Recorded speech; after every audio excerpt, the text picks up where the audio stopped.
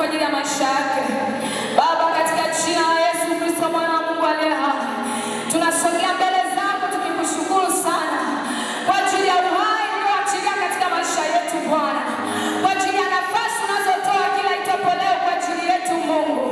Sio kwamba sisi tunatenda matendo mema machoni pako, sio kwamba sisi ni wazuri kuliko wengine Bwana, lakini iko neema yako Mungu uliyoiachilia kwetu, iko neema yako uliyotupatia katika maisha yetu Bwana, nasi tunasema asante Mfalme, asante kwa ajili ya kila moja moja Bwana, asante kwa ajili ya kanisa lako mahali hapa Mungu ambalo umeendelea kutuhudumia kwalo Bwana, asante kwa ajili ya madhabahu hii mahali hapa Mfalme, umeendelea kuachilia nguvu zako, umeendelea kuponya watu, umeendelea kufungua watu.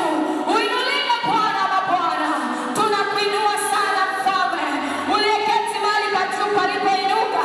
Asante kwa ajili ya mtumishi wako, umeendelea kumtia nguvu, umeendelea kumpaka mafuta, umeendelea kumpa mafunuo, umeendelea kuonekana juu ya maisha yake. Asante kwa ajili ya watendakazi wote Bwana, umeendelea kuweka mtayari kwa jukwaa ndani yao.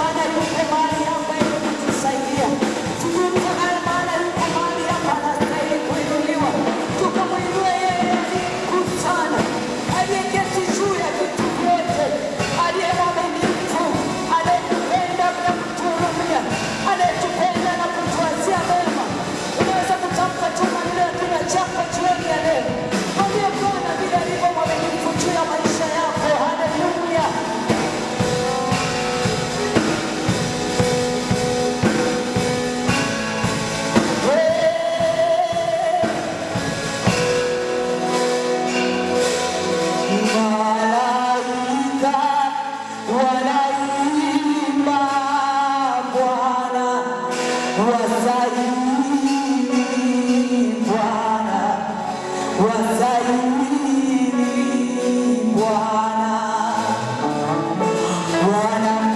wanakuabudu, wanaimba Bwana, wastahili Bwana, wastahili Bwana, malaika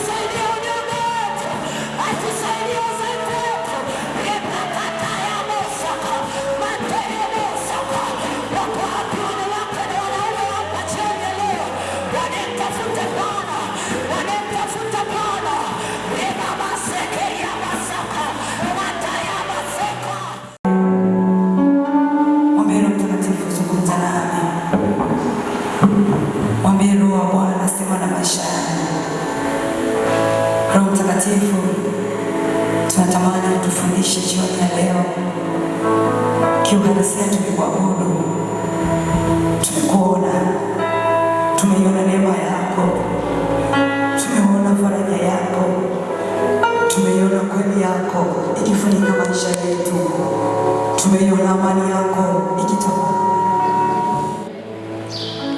Somo letu linasema utakatifu, jinsi utakatifu unavyoweza kuinua maisha ya mtu.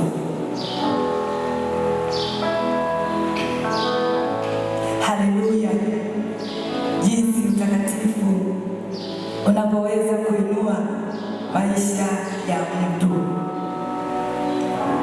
Somo letu leo tarehe 18 mwezi wa 2, jinsi utakatifu unavyoweza kuinua maisha ya mtu. Utakatifu ni hali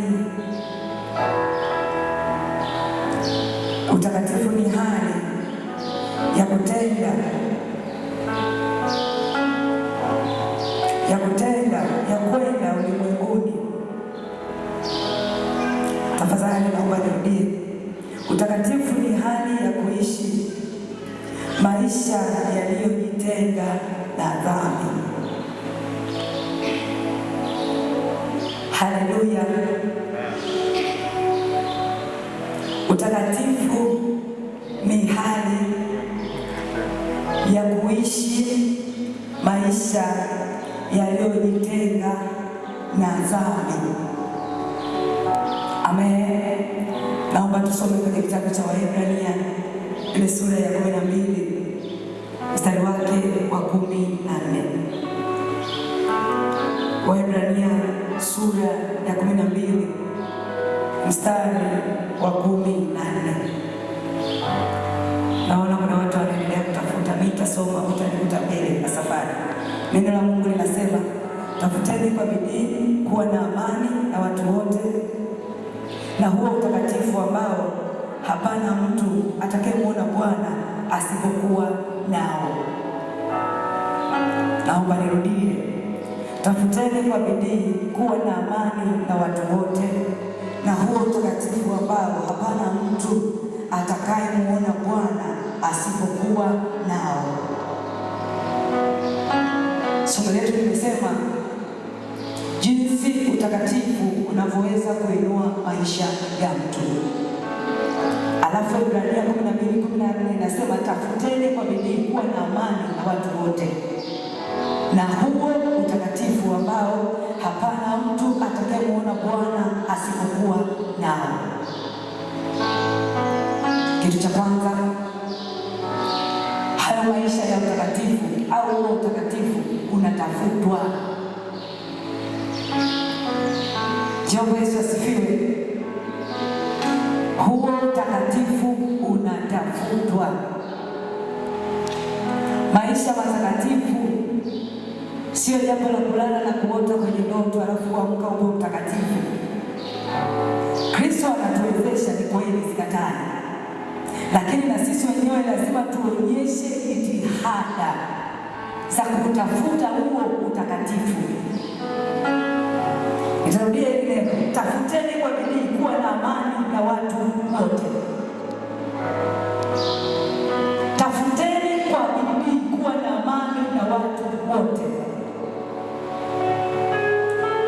Nimesema utakatifu unaweza kuinua maisha ya mtu, lakini utakatifu huo au maisha hayo ya utakatifu tunayaishi kwenye dunia, tunayaishi katikati ya watu waliojawa makwazo ya kila namna. Ndio maana nimetangulia kusema utakatifu unafanyaje? Unatafutwa. Tunatamani kuishi maisha yanayompendeza Kristo, ni kweli. Tunatamani kuongea maneno fulani hivi mazuri yanayodumisha mwili wa Kristo.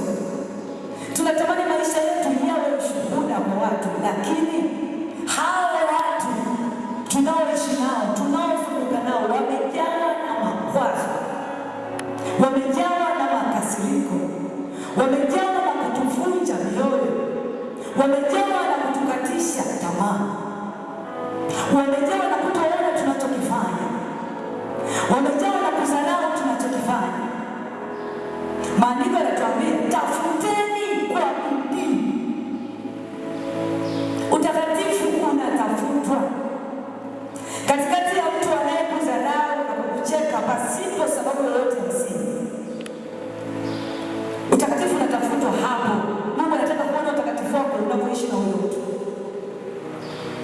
namna yako ya kuongea, namna yako ya kukabiliana na vita ya maneno inapoinuka mbele yako, unaishinda kwa namna gani? Tulio wengi siku ya leo, wengi ni wafanyakazi, wengi ni wajasiriamali. Simuoni mtu ambaye anataka kile kitu cha kufanya. Kila mtu ana kitu cha kufanya, alafu hafanyii msituni na wanyama, anafanyia na wanadamu, na hao wanadamu wana tabia, kila mmoja na tabia yake, kila mmoja na namna yake anavyoona mambo. Unaweza ukafanya jambo, wewe una picha nzuri sana kwao, lakini wao wakakusoma vibaya.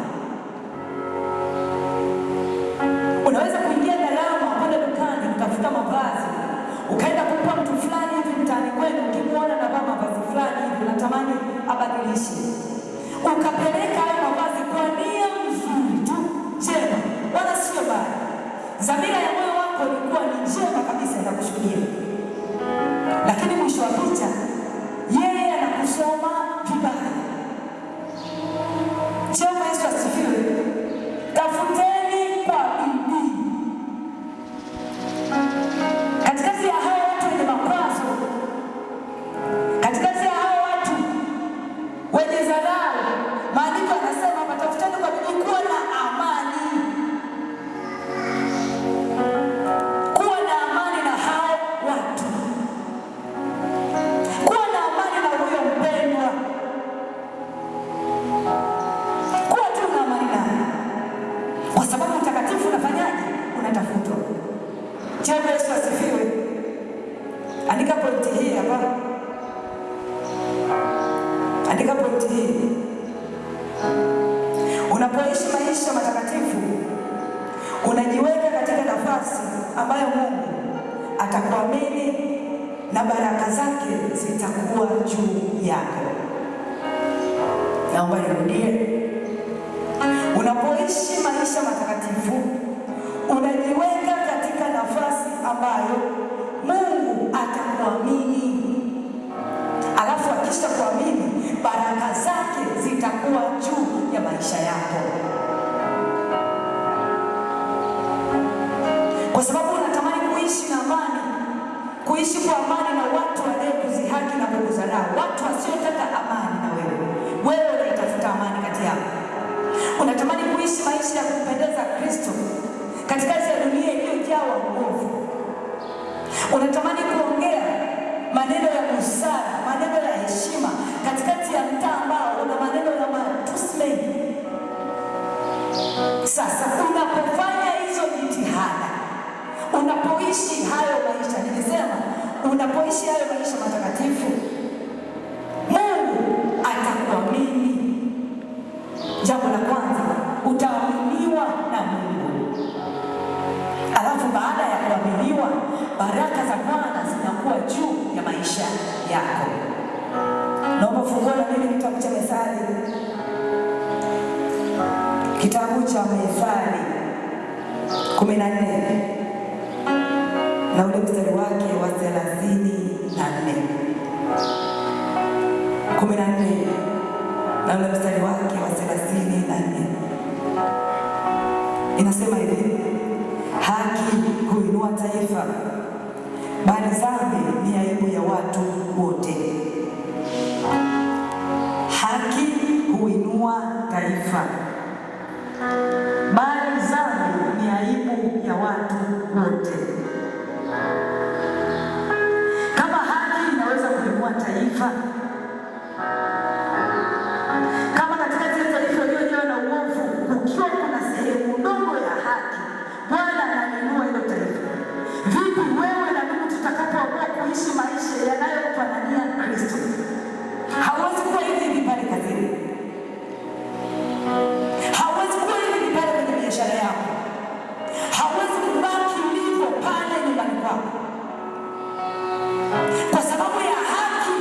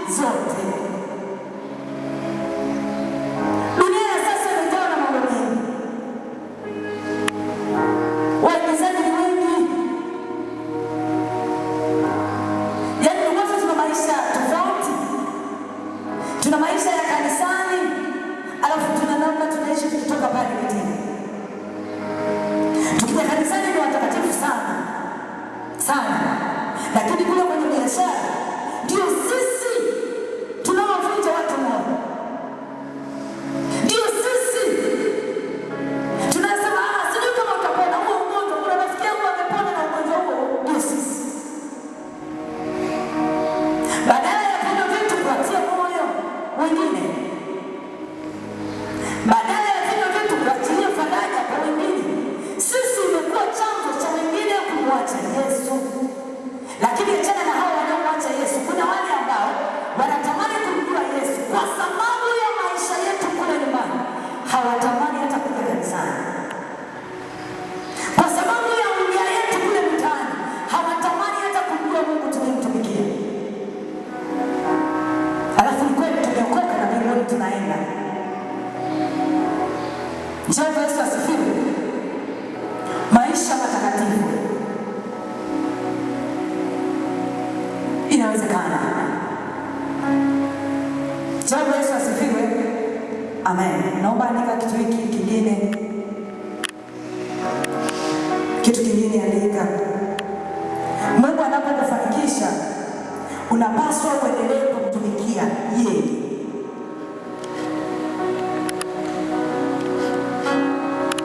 Mungu anapokufanikisha, unapaswa kuendelea kumtumikia yeye. Usimtafute Mungu kwa sababu una shida. Usimtafute Mungu kwa sababu una njaa.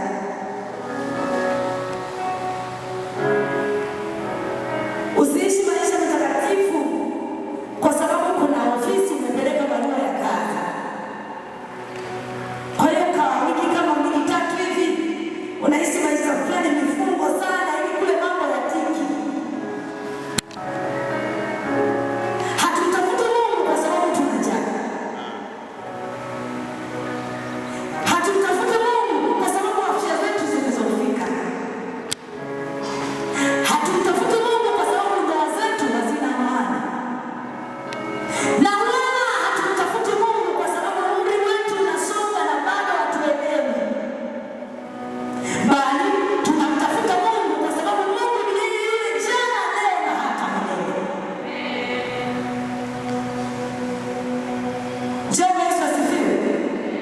Kwa nini nasema usimtafute Mungu kwa sababu ya njaa? Mtu yeyote anayemtafuta Mungu kwa sababu ya njaa, kuna uhakika au kuna uwezekano atakapopata chakula kumwacha Mungu. Hebu fuatilia maisha ya watu ambao kuna vijana fulani walikuja kanisani kutafuta wanawake. Yaani wanalazimika kuja kujiunga na kanisa ili waje kupata mke wa kuoa. Kuna mwingine alilazimika kuja kanisani ili apate uponyaji. Yule wa kuoa alipopata mke, uliona nini? Hakuendelea kumwona tena kanisani. Pengine yule mwanamke akamchukua wakahama na mkoa. Na yule ambaye alimtafuta Mungu kwa sababu ya njaa, Mungu akaruhusu neema, kazi ikapatikana, shamba likajaa mavuno, mawezi yakatokea shambani. Alipovuna chakula na yeye akaondoka. Jioni leo naongea na wewe, usimtafute Mungu kwa sababu una uhitaji fulani. Fanya hiyo kuwa ni tabia yako. Unapopita kwenye amani, tafute Bwana, soma neno, funga, fanya kazi yake, nenda shambani. Unapopita kwenye mahangaiko, hayo mahangaiko yasitoe kwenye reli, baki hapo, endelea kumwamini, endelea kumtumikia, endelea kumtafuta. Jehova Yesu asifiwe.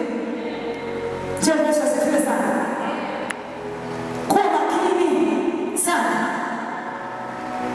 Kama ambavyo nimesema, usimtafute Mungu kwa sababu una njaa, lakini pia usiache kumtafuta Mungu kwa sababu umesimama na watu. Usiache kumkiri Yesu kwa Bwana na Mwokozi wa maisha yako kwa sababu kuna watu mtaani kwako watakucheka. Usiache. Ikiwa umesikia ndani yako Yesu awe Bwana na Mwokozi wa maisha yako,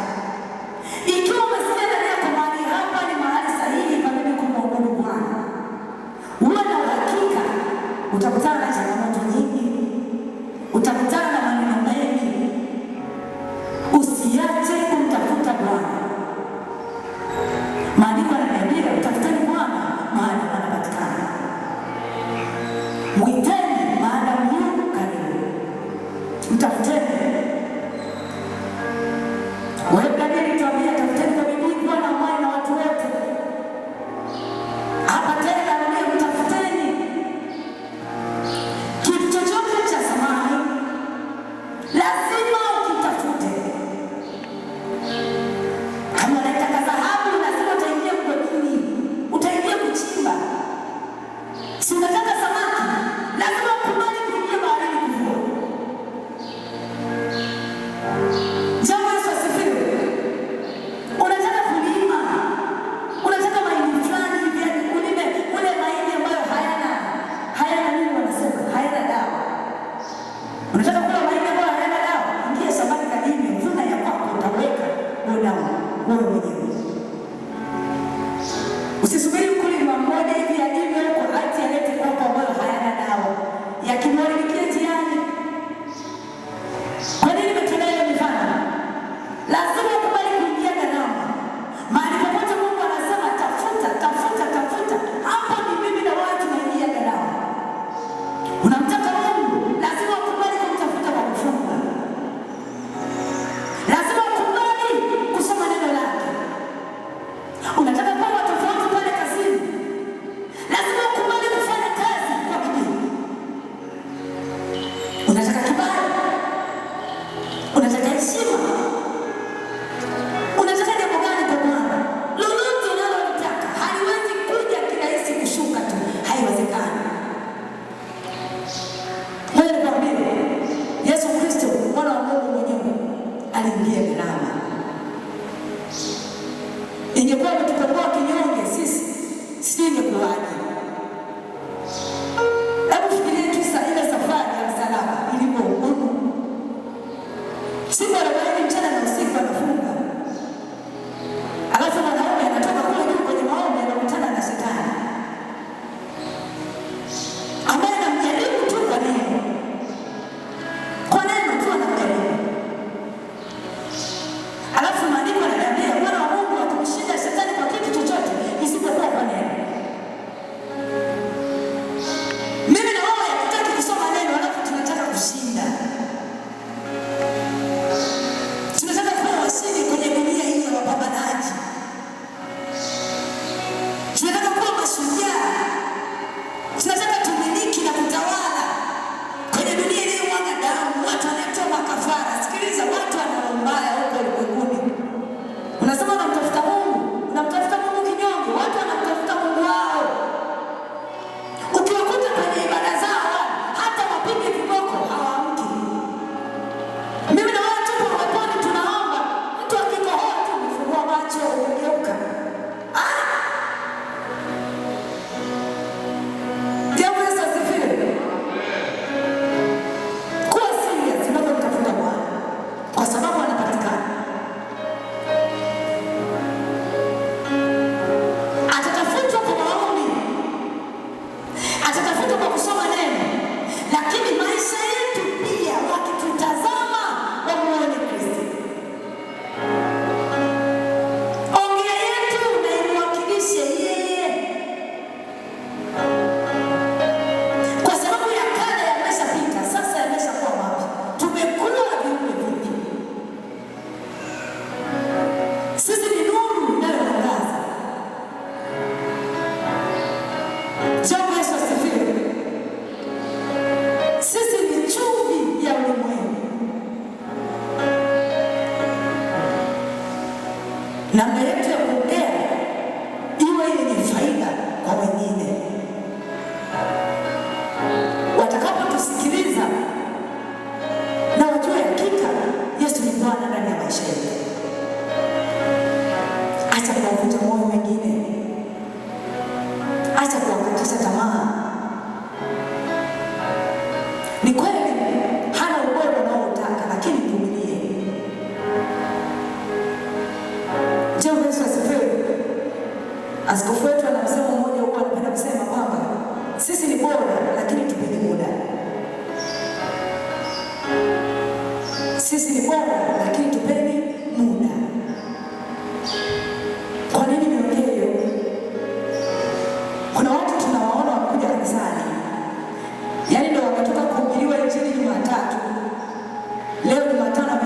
kanisani, alafu unatamani avae kama mimi na wewe ambao tuna miaka 8 kanisani. Amehubiriwa injili Jumatatu, leo amekuja kanisani. Unataka tukikutana hapa kuomba, unataka aombe kama mimi na wewe ambao tuna miaka 9 aombe. Mpe muda. Mpe muda. Ilichukua muda mrefu huyu jamaa kubadilika. Kanani naomba usimame. Nikikuona wewe natukuza Mungu kwa ajili yako. Nakumbuka vile ulikuwa unapita na pochi zetu zikikaa vibaya kule. Amepita sana na nauli zetu. Lakini matokeo ya uvumilivu sasa tunayafurahia. Amekuwa kijana wa baraka ndani ya kanisa. Tafadhali naweza kuketi. Kwa sababu gani? Tuliamua kumvumilia. Alipokuwa anapita na nauli zetu, alafu naenda kuangalia pochi hakuna nauli, naambiwa kuna jamaa anapita. Inakata huko ndani. Unalazimika wewe kuomba nauli wakati ulikuja na nauli. Alafu ukiangalia jamaa anapita na nauli yako unamuona. Alafu anakukata jicho fulani hivi haeleweki, unakosa jinsi ya kuongelea. Atukuze Bwana sasa hivi hata kama tujamuomba atatupatia. Jina Yesu asifiwe. Hayo ni matokeo ya uvumilivu. Maisha matakatifu jamani ni mchakato. Ni mchakato. Lazima tukubali Kristo Yesu atubadilishe. Lazima tukubali. Hapa ni mahali pa matengenezo. Wengi tumekuja, tuna mambo yetu, tuna madhaifu yetu, tuna shida zetu, tuna magonjwa yetu. Pengine nimehitaji tu na rafiki yangu Michael kwa sababu hilo ndio lilikuwa la wazi sana. Lakini na wenyewe hapa tuna shida zetu tunajijua. Wao mwenyewe wanajijua walikuja hapo na shida gani. Na ilikuchukua muda gani mpaka kukaa sawa. Jambo Yesu asifiwe. Kwa nini nimeongea? Tunafanya uinjilisti kila wiki. Kuna watu wanaendesha bana. Tuna imani ya kwamba matokeo ya ile kazi yataonekana. Tunayo hiyo imani. Bwana wa mavuno utakapofika muda wake atavuna nafsi za watu na watakuja. Na wengine wanaendelea kuja. Tafadhali kuwa mvumilivu. Pengine sio tu hao watu wanaohubiria injili. Kuna wale wapo hapa muda mrefu. Lakini kuna jambo fulani hivyo wanafanya linakuumiza, linakukwaza. Maisha matakatifu ni mchakato. Uwe tayari kuvumilia. Ikiwa gharama ya kumwombea. Jina Yesu asifiwe. Amen. Naomba andika kitabu cha Matendo ya Mitume sura ya 10 mstari wa 1 na wa 4. Nimesema mwanzo habari za kuendelea tutakutana nazo hapa. Alafu Ayubu sura ya 1 mstari wa 1 mpaka wa 2. Alafu kitabu cha Mwanzo sura ya 13 mstari wa 2 tutakutana na habari za Ibrahimu hapo. Lakini andika kitabu cha Isaya 59 mstari wa 1 na wa 2. Andika na pointi hii hapo kwenye Isaya. Utakatifu ndio unafanya maombi ya mtu yajibiwe. Andika Isaya 59 mstari wa 1 na wa 2. Maelezo yake, utakatifu ndio unafanya maombi ya mtu yajibiwe. Naomba tusome kitabu cha Yohana 9:31. Injili ya Yohana 9 na mstari wake wa 31. Neno la Mungu linasema, twajua ya kuwa Mungu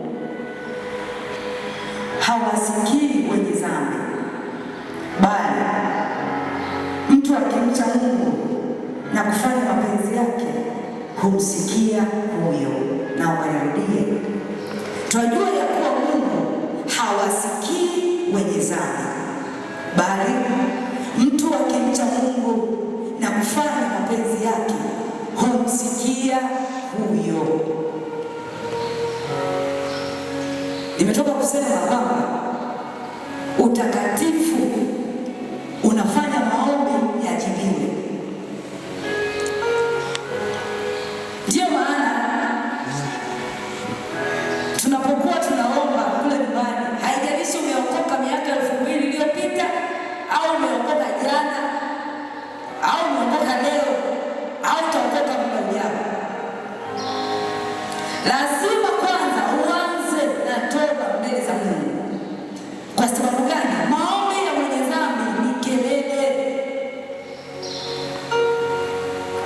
Na mimi na wewe kuokoka mwaka juzi kati, sisi tumeokoka 2005, wengine tumeokoka 2003, sio kigezo cha sisi kushindwa kwenda mbele za Bwana kuomba toba. Yaani usiwe na ujasiri ya kwamba mimi nilishaokoka Bwana, sina kosa. Nikisema hamna dhambi nimejidanganya mwenyewe, wala kweli ya hilo moyoni mwenu. Tunamkosea Mungu, tunapungukiwa na utukufu wake kila siku. Tunapaswa kwenda mbele zake kumwambia Mungu aturehemu, cha kwanza, ili yale maombi yetu Mungu ayajibu. Jehova Yesu asifiwe. Tafadhali tusogee kwenye madhabahu ya tatu muda huu. Natamani tukaombe jioni ya leo wote. Hata kama wewe ni mara yako ya kwanza kuingia mahali hapa, sogea tu hapa, usiogope. Usiogope rafiki yangu. Sawa? Tusogee mbele za Mungu tukamwambia Mungu kwa yale yote tuliyoyasikia jioni ya leo. Kwa sababu gani? Utakatifu ni siri ya maombi kujibiwa. Unaomba lako umeomba miaka nenda rudi. Siku ya leo natamani uangalie maisha yako. Chunguza mienendo yako. Chunguza mawazo yako. Chunguza maisha yako leo. Pata muda wa kumuuliza Roho Mtakatifu, ili ombi nimeomba miaka 6. Nina miaka 7 natamani badiliko. Lakini nimeongea na wewe vitu vingi. Angalia hali yako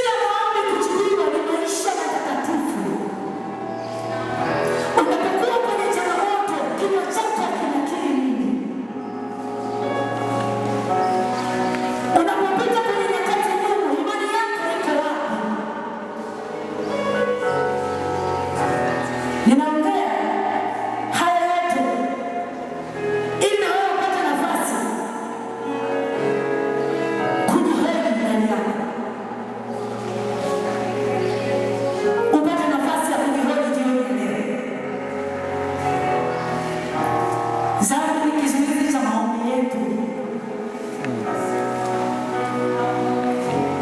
Dhambi inazuia majawabu yetu. Kwa sababu ya dhambi, kwa sababu ya maneno magumu, kwa sababu ya uovu wa mawazo yetu, kwa sababu ya matendo yetu, inazuia